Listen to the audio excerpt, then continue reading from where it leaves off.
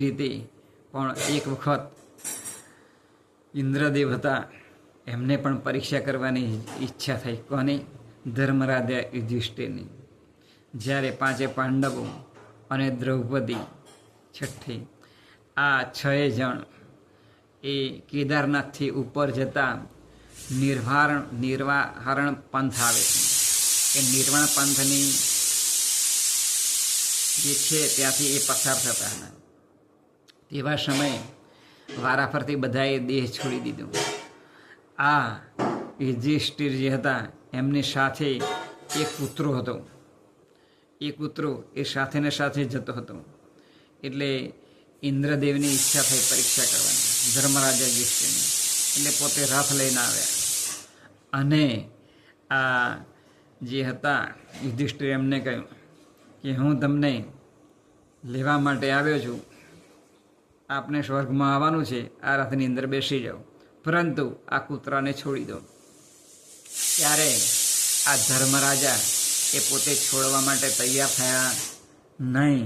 અને ધર્મરાજાએ યુધિષ્ઠિરે કહ્યું કે આ તો પહેલાંથી જ મારી સાથે છે, એટલે હું એમને છોડ્યા વગર આવવાનો નથી. પહેલો તમે આ કૂતરાને બેસાડતા હોય તો જ હું તમારા રથની અંદર બેસી અને સ્વર્ગની અંદર આવી શકું. એટલે તરત જે કૂતરો હતો એમણે ધર્મનું સ્વરૂપ પ્રગટ કર્યું.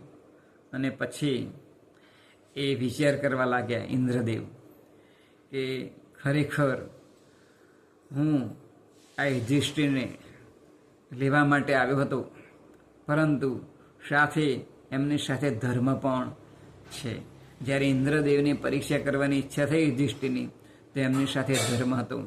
એટલે ધર્મને કારણે એ પોતે સ્વર્ગ પામી શક્યા હતા. આમ આપણે આપણા જીવનની અંદર જે જીવન છે એની અંદર એ પરીક્ષા કઈ જીવનની?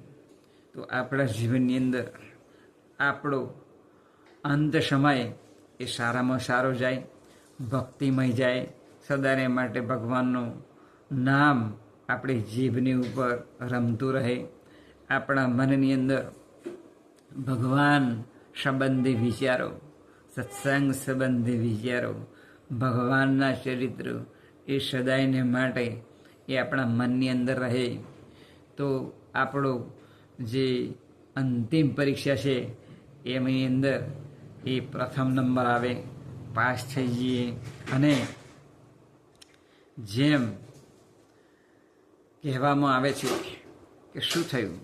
તો કે તાવ આવ્યો